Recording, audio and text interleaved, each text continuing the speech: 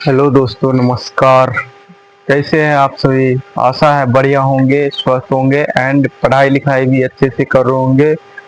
तो मेरा नाम है सचिन और मैं आज आप लोगों के साथ फिर से एक नई वीडियो लेकर के आया हूं। तो आप लोग मेरे साथ बने रहिए एंड पढ़ाई लिखाई कीजिए। तो आज मैं आप लोगों को क्लास 10 का गोधूली भाग 2 जो कि हिंदी का है और उसी को पढ़ाने वाला हूं, क्योंकि हम लोग 2026 का बेस्ट एग्जाम के लिए तैयारी करा रहे हैं।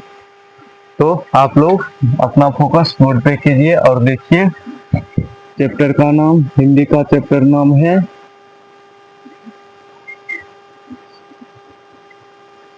चैप्टर नाम जात श्रम विभाजन, श्रम विभाजन, श्रम विभाजन और जाति प्रथा, जाति प्रथा। तो चैप्टर का नाम क्या है? श्रम विभाजन और जाति प्रथा, जो कि क्लास 10 का हिंदी का बुक है और हम आज लोगों को इसी चैप्टर को पढ़ाने वाला हूँ। तो देखिए, ये श्रम विभाजन जो है ये किसके द्वारा लिखा गया? तो ये जो लिखा गया, लेखक भीमराव अम्बेडकर।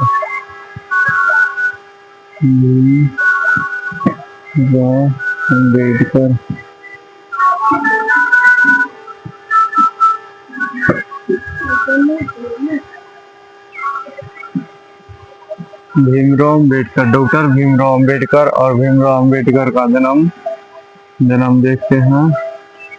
भीमराव अम्बेडकर का जन्म 14 अप्रैल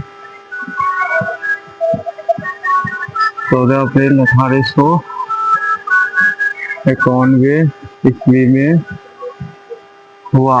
और जन्म स्थान कहाँ हुआ? जन्म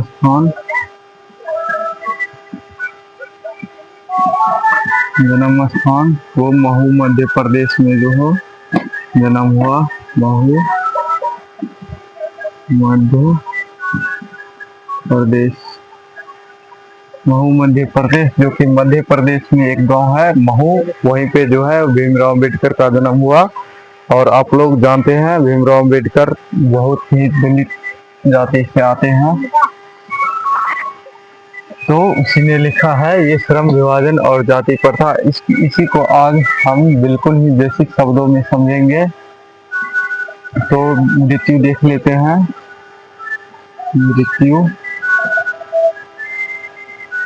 मृत्यु दिसंबर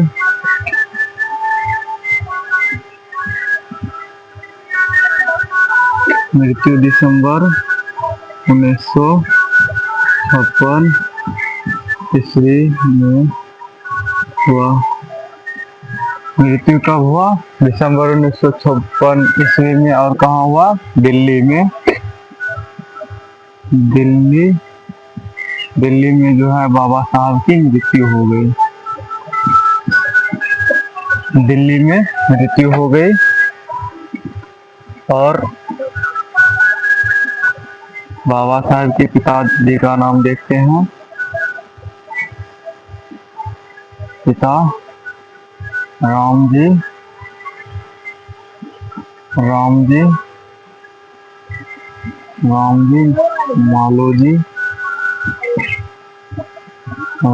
मालोजी सकपाल।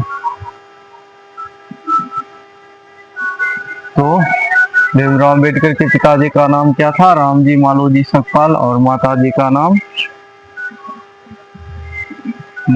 का नाम भीमाबाई था।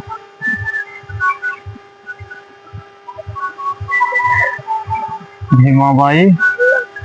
और अब हम लोग देखते हैं कि भीमराव अम्बेडकर के जीवनचर्या के बारे में देखते हैं। तो कह रहा है बाबा साहेब भीमराव अम्बेडकर का जन्म 14 अप्रैल 1891 ईस्वी में हुआ। महू मध्य प्रदेश में एक दलित परिवार में हुआ था। तो बाबा साहेब का जन्म जो है किस परिवार में हुआ था? परिवार में किस परिवार में हुआ था? तो दलित परिवार में हुआ था। दलित परिवार में हुआ था। मानव मुक्ति के पुरोधा बाबा साहेब अपने समय के सबसे सुपीड़ जनों में से एक थे। प्राथमिक शिक्षा के बाद बड़ौदा नरेश के प्रोत्साहन पर उच्चतर शिक्षा के लिए न्यूयॉर्क गए। बाबा साहेब भीमराव अम्बेडकर जो है वो प्राथमिक शिक्षा के बाद प्राथमिक शिक्षा के बाद प्राथमिक शिक्षा के बाद वो कहाँ गए? न्यूयॉर्क यानी अमेरिका गए उच्चतर शिक्षा के लिए।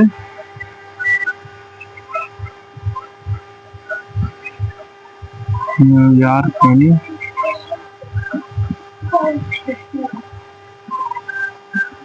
अमेरिका गए।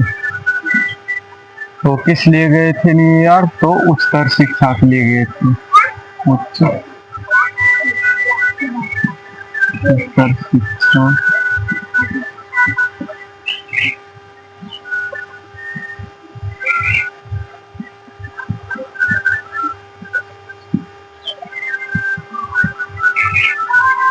प्राथमिक शिक्षा के बाद जो है वो भीमराव अम्बेडकर जी न्यूयॉर्क गए थे अपने आगे की पढ़ाई पूरी करने के लिए, और फिर वहां से लंदन गए।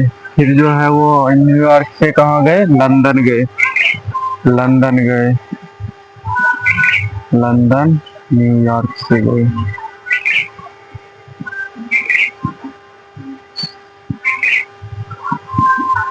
न्यूयॉर्क से लंदन गए यानी इंग्लैंड।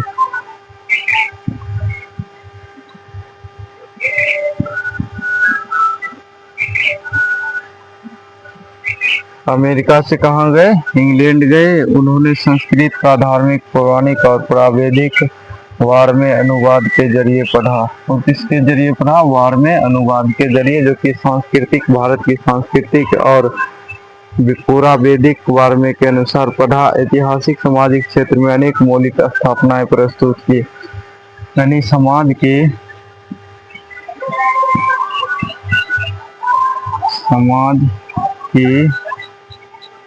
क्षेत्र में अनेक मौलिक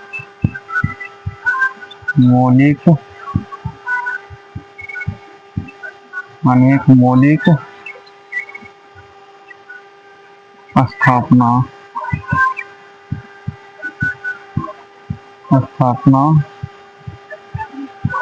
शुरू किया। समाज को क्षेत्र में जो है अनेक मौलिक स्थापनाएं शुरू की। उसके बाद बाबा साहेब के 3 प्रेरक व्यक्ति थे। बाबा साहेब के 3 प्रेरक व्यक्ति थे।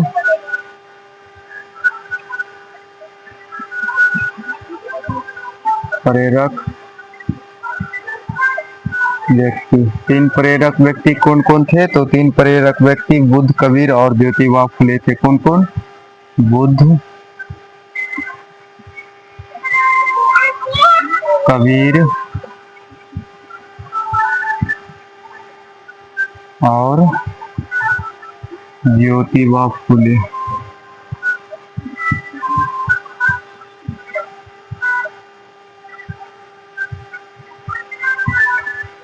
कौन कौन थे? बुद्ध, कबीर और ज्योतिबा फुले, जो कि बाबा साहेब के बहुत ही प्रेरक व्यक्ति थे। और बाबा साहेब इन्हीं तीनों को जो है वो अपना प्रेरक व्यक्ति मानते भी थे।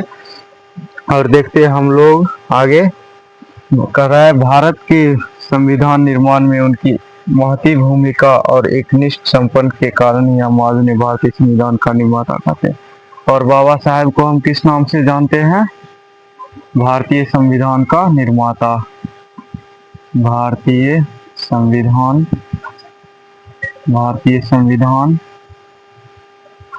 का निर्माता। भारतीय संविधान का निर्माता के नाम से बाबा साहेब को जो है वो हम भारतीय संविधान के निर्माता के नाम से भी जानते हैं। और जो है बाबा साहेब जो है वो गरीब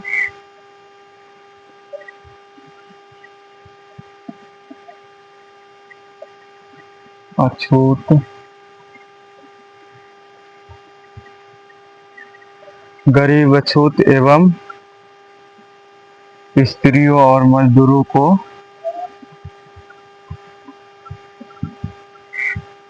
स्त्रियों और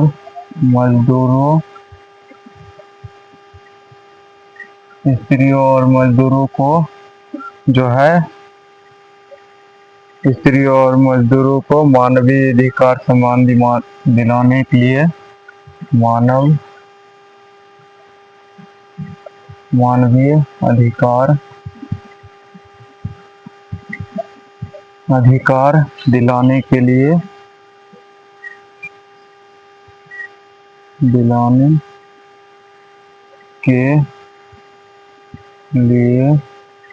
संविधान लिखा था।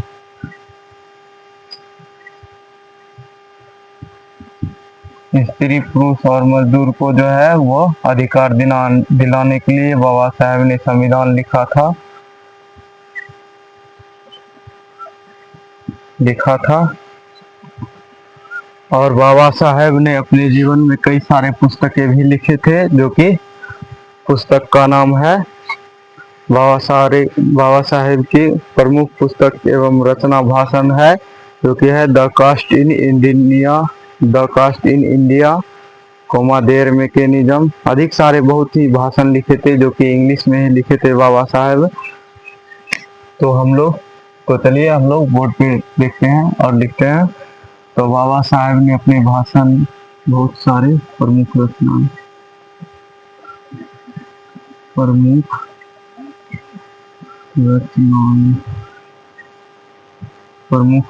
बाबा साहेब की प्रमुख रचनाएं कौन कौन थी, तो देखते हैं। रचनाएं एवं भाषण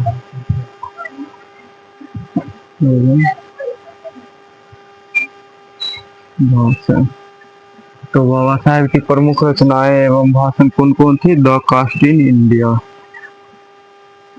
the caste in India,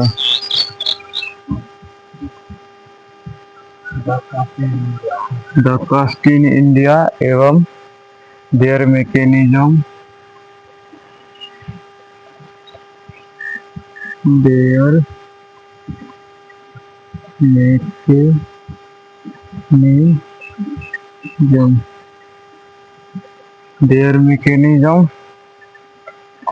genesis and development,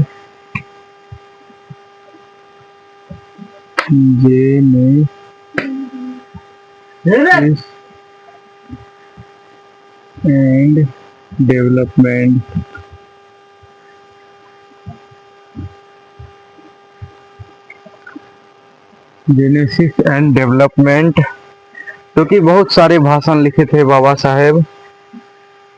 मैं आप लोगों को पढ़ के सुना देना चाहता हूँ, क्योंकि इतना तो हम लिख नहीं सकेंगे जितना बाबा साहेब ने भाषण लिखा है। तो मैं एक बार पढ़ देता हूँ। तो बाबा साहेब की प्रमुख रचना है, भाषण है, the caste in India, their mechanism, genesis and development, the unstable, who are Shudras, बुद्धिमान status, the rise and fall of the Hindu women, annihilation of caste आदि। हिंदी में उनका संपूर्ण में भारत के सरकार के 21 खंडों में प्रकाशित हो चुका था, जो कि बाबा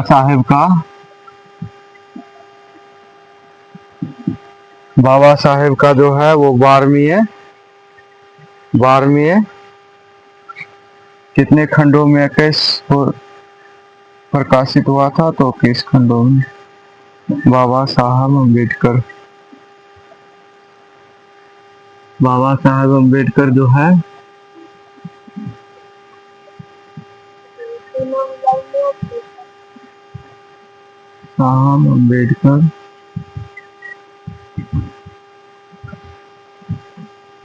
अम्बेडकर जी को 21 21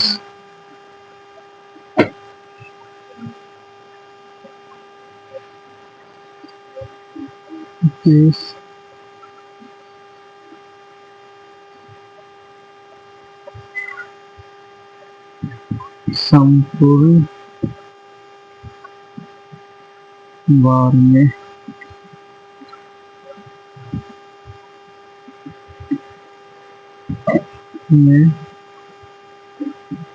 के नाम से ब्रिटिश हिंदू में प्रकाशित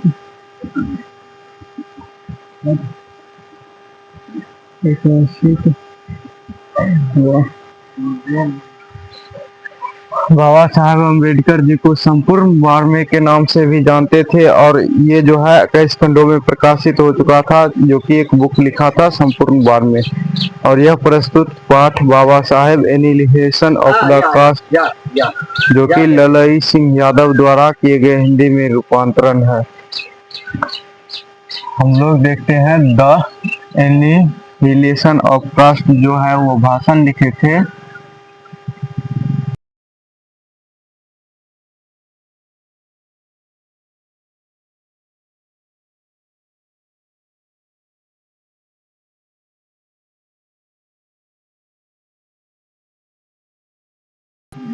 द एनिहिलेशन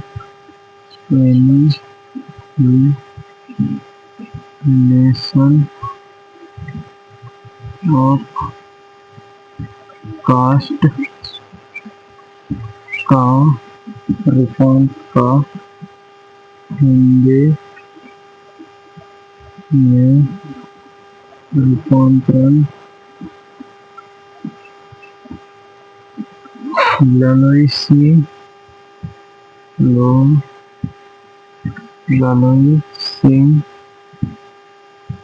यादव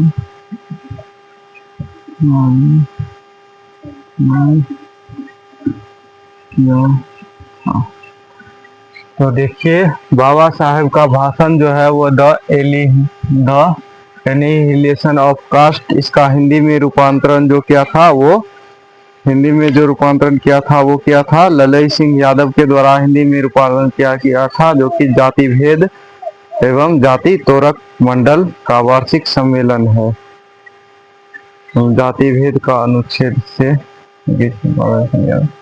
और ये जो है द एनिहिलेशन ऑफ कास्ट, ये कहाँ से लिया गया था भाषण? तो ये जो है ये जाति प्रथा, ये जो लिया गया था ये जाति पाति जाति भेद के अनुच्छेद से लिया गया था। कहाँ से? जाति भेद के अनुच्छेद से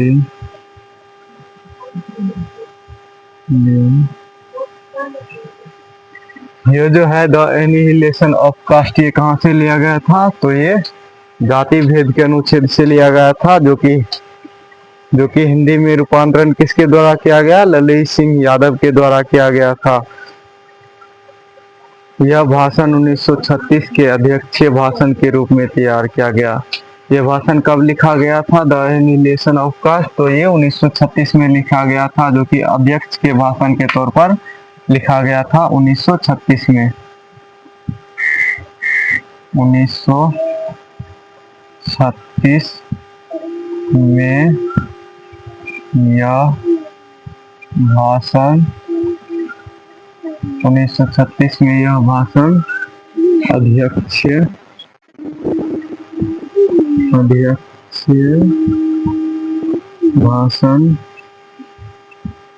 अध्यक्षीय भाषण के तौर पर स्वीकार लिखा गया था।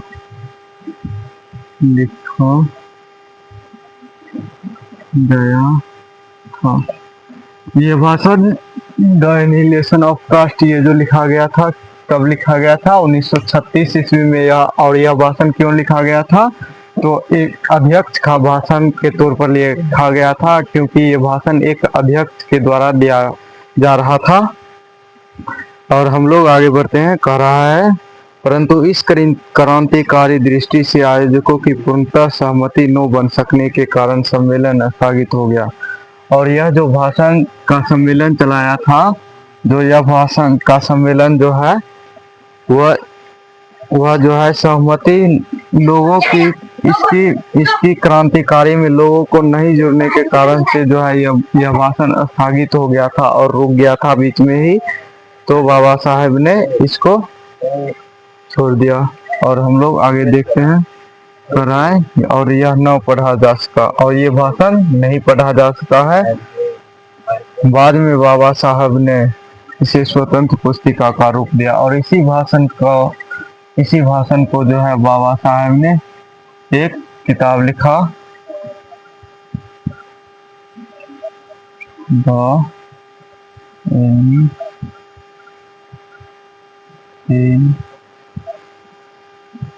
इनहेलेशन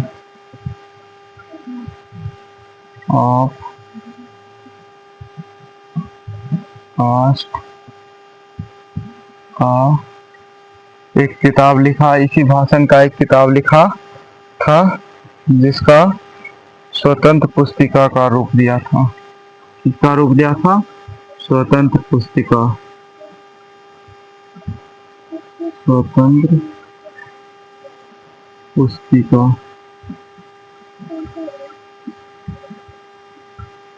स्वतंत्र पुस्तिका किसका रूप दिया था? स्वतंत्र पुस्तिका का रूप दिया था इसी भाषण को बाबा साहेब ने। और हम लोग आगे देखते हैं। रूप दिया था, प्रस्तुत आलेख के संस्कारों के रूप में बकरार जाति प्रथा पर मानवता नैसर्गिक एवं विषमता पूर्वक जाति आधारों को रूढ़ पूर्वग्रहों और लोकतंत्र के लिए उनकी अवस्था प्रकृति पर भी यहाँ एक संभावित विविधता के लिए आलेख का अत्यंत शिक्षाप्रद है। बाबा साहेब की अब हम लोग महत्वपूर्ण रचनाएं देखते हैं, जो कि बहुत ही जरूरी रचना है बाबा साहेब का, और उसको अब हम लोग देख लेते हैं। तो बाबा साहेब की एक महत्वपूर्ण रचनाएं।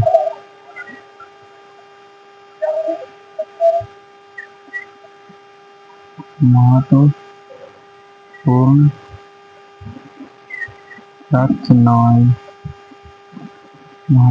रचनाएं। बाबा साहेब की महत्वपूर्ण रचनाएं कौन कौन सी थी? तो the caste in India, the caste in India, oh sorry guys, their mechanism,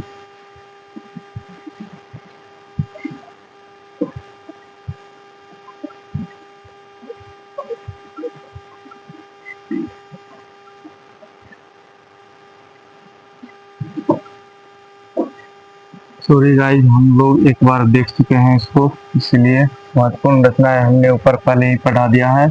the caste in India, their mechanism, ये सभी जो है वो बाबा साहब की महत्वपूर्ण रचनाएं। और हम लोग देखते हैं पाठ का परिचय। तो श्रम विभाजन और जाति प्रथा लेखक विख्यात भाषण है, जो कि एनिहिलेशन ऑफ कास्ट का अंश है। ये किसका अंश है? तो ये जो है वो एनिहिलेशन ऑफ कास्ट, जो कि ये है इसी भाषण से लिया गया है। जाति प्रथा एवं श्रम विभाजन कहाँ से लिया गया? द एनिहिलेशन ऑफ कास्ट का अंश है। और यह भाषण लाहौर में जाति पाति के तौर मंडल पर दिया गया था। यह भाषण कहाँ देना चाह रहे थे बाबा जी? लाहौर में। कहाँ?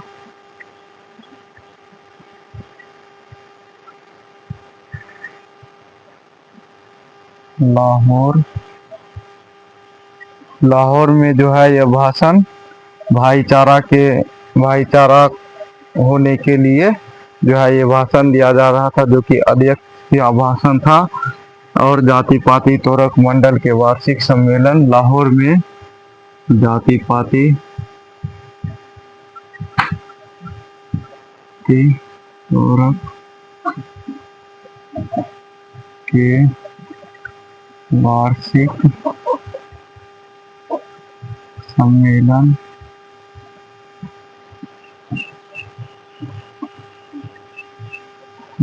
सम्मेलन के स्थगित होने के लिए तैयार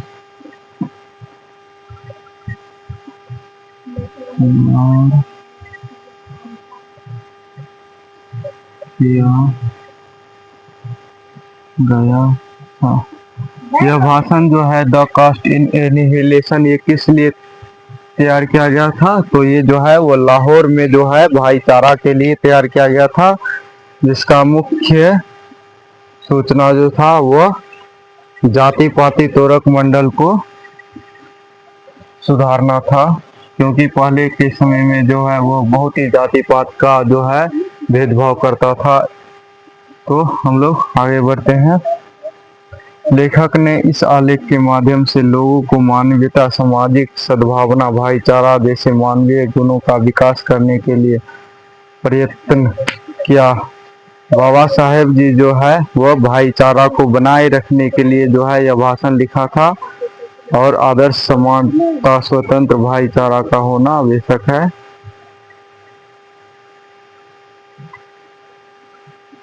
तो हम लोग इसके सारांश को देखते हैं। कह रहा है, प्रस्तुत पाठ में लेखक महोदय जी ने जाति प्रथा के कारण समाज उत्पन्न में रूढ़िवादिता का लोकतंत्र को खतरत को चित्रित किया। यानी कि बाबा साहेब जो है वो समाज एवं जाति भेदभाव को देखते हुए उन्होंने खतरा को जो है स्वीकारा, क्योंकि उसने सोचा कि खतरा हो सकता है, इसीलिए उन्होंने ये सभी भाषण लिखा। और क्योंकि वो बाबा साहेब जो है भाईचारा को सुधारना एवं बनाए रखने के लिए क्या था, कर रहा है रूढ़ी। उनका तर्क है कि आधुनिक समाज कार्य कुशलता के लिए श्रम विभाजन की आवश्यकता मानता है, क्योंकि जाति प्रथा ही श्रम विभाजन का दूसरा रूप है। श्रम विभाजन का दूसरा रूप क्या है? तो श्रम विभाजन का दूसरा रूप है जाति प्रथा। श्रम विभाजन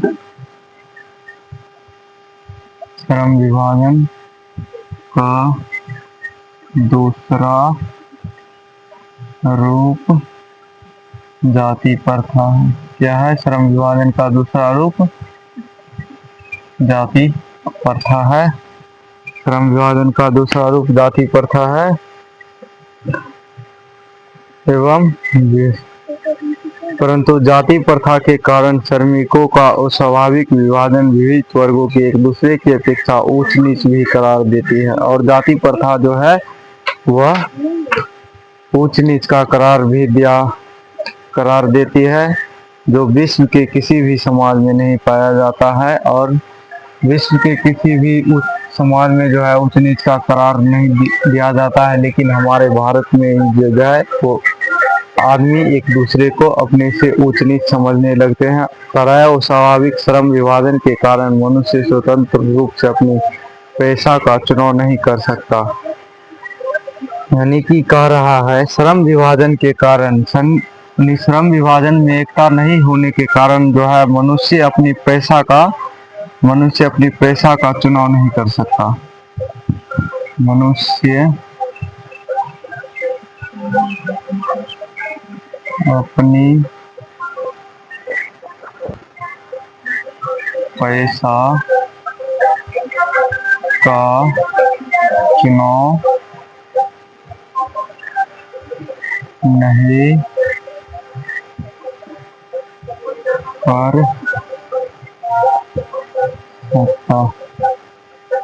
पैसा मतलब देखिए आप, पैसा मतलब क्या होता है? तो पैसा मतलब होता है निवेश, यानी अपनी जो है वह जिंदगी कैसे जिए, इसी को पैसा हम लोग कहते हैं। सॉरी गाइस, पेश लिखा गया है, पैसा इसी को कहते हैं। और जो है मनुष्य अपनी जिंदगी को अपने चुनाव नहीं कर सकता है, ऐसा बाबा साहेब ने लिखा था। और मनुष्य को जीवन भर के लिए पैसे में बांध भी देती है। और मनुष्य को जीवन भर के लिए पैसा में ही बांध देती है। मनुष्य को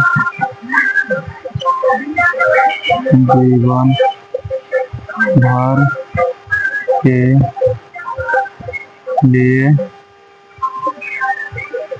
पैसा में ही बांध देती है। मनुष्य को जीवन भर के लिए एक ही पैसा में बांध देती है। जिम्मेदारी को ही हम लोग पैसा कहते हैं और जीवन का चुनाव जो है मनुष्य अपने आप से नहीं कर सकता है। और देखते हैं कर रहा है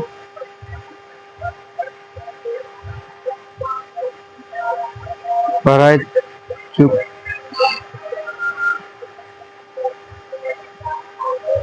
जातिवाद पुस्तकों की कमी नहीं उनका तर्क है जिसकी आधुनिक समाज कार्य कुशलता के लिए श्रम विभाग का आवश्यक मानता है क्योंकि जाति प्रथाएं श्रम विभाग में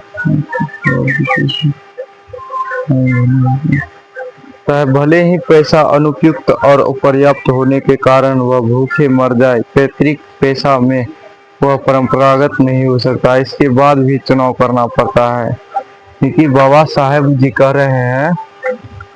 रहे हैं कि जो मतलब मनुष्य के पास कितना भी पैसा क्यों ना हो जाए, मनुष्य के पास कितना भी पैसा क्यों ना हो जाए, फिर भी जो है वह अपना जीवन अपने तरीके से नहीं जी सकता क्योंकि उसको एक ना एक दिन चुनाव करना ही पड़ेगा। अगर वह चुनाव नहीं करेगा तो वह इस देश का जो है नागरिक नहीं हो पाएगा। तो इसी कारण से जो है मनुष्य को पैसा में बांध के रखा जाता है। कितना भी मनुष्य पैसा कमा ले वह अपने आप से नहीं जी सकता। तरह नहीं हो सकता, बाद भी चुनाव करना पड़ता है। जाति प्रथा भारत में बेरोजगारी का एक प्रमुख प्रत्यक्ष और कारण बनी हुई है। जाति प्रथा जो है वो भारत में प्रमुख और प्रत्यक्ष कारण बनी हुई है। जाति प्रथा भारत में प्रमुख और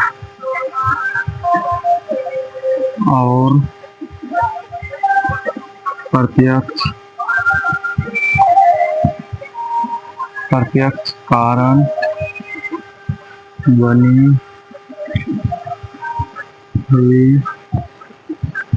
बनी हुई है। जाति प्रथा जो है वो भारत में प्रमुख और प्रत्यक्ष कारण बनी हुई है और इस प्रकार हम देखते हैं कि श्रम विभाजन की दृष्टि से भी जाति प्रथा गंभीर दोषों से युक्त है। आज के उद्योगों में गरीबी और उत्पीड़न इतनी बड़ी समस्या नहीं जितनी यह कि बहुत से लोग निर्धारित कार्य को रुचि के साथ विविधता करते हैं। लेकिन कह रहा है आज के समय में जो है इतना गरीबी और उत्पीड़न से भी कहीं ज्यादा समस्या है तो वो जाति पाति को लेकर आदमी करते हैं। ऐसी परिस्थिति में मनुष्य की दुर्भावना से ग्रस्त रहकर टालू काम करने और कम काम करने के लिए प्रेरित करती है। ऐसी स्थिति में कह रहा है जाति प्रथा की एक अच्छी तरीके से काम न करना और टालू और कम काम करने के लिए लोग प्रेरित हो जा रहे। आर्थिक पहलू से भी जाति प्रथा हानिकारक प्रथा है।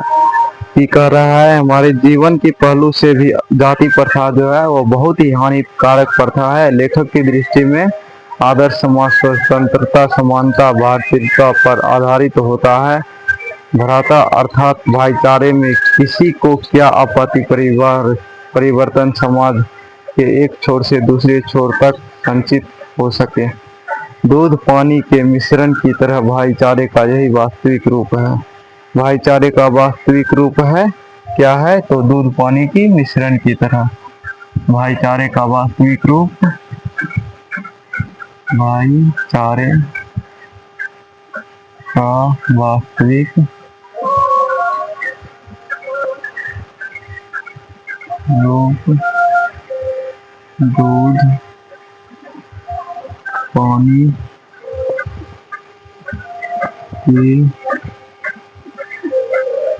मिश्रण की तरह है। भाईचारे का वास्तविक रूप किसकी तरह है? तो दूध दूध और पानी की मिश्रण की तरह होना चाहिए, जो कि नहीं है। तो गाइस, अब हमारा जो है वो चैप्टर खत्म हुआ और आप लोग सोच रहे होंगे कि मैं मोबाइल से बंद कर दे आप लोग सोच रहे हैं मैं मोबाइल से पढ़ा रहा हूँ। तो ऐसा नहीं है, क्योंकि मेरे पास बुक नहीं है। तो हमने जो है वो बुक को जो है अपने मोबाइल में नोट करके मोबाइल से लोड करके पढ़ा रहा हूँ। देख लीजिए आप लोग, ऐसा कई बच्चे हो सकते हैं जो कि सोच सकते हैं मोबाइल से पढ़ा रहा है। ऐसा नहीं है, मोबाइल में ही जो है वो बुक लोड किया हूँ और उसी को देख देख कर मैं लिखा रहा हूँ, जो कि मेन टॉपिक मैं लिखा रहा हूँ। तो चलिए, हमारा जो है ये चैप्टर पूर्ण हुआ और कल मैं आप लोगों को बताऊंगा इसका विडंबना है। कल मैं आप लोगों को इसका क्वेश्चन आंसर करवाऊंगा, ऑब्जेक्टिव और सब्जेक्टिव। तो चलिए, आज के लिए बस इतना ही। मिलते हैं कल नेक्स्ट वीडियो में। जय हिंद, जय भारत।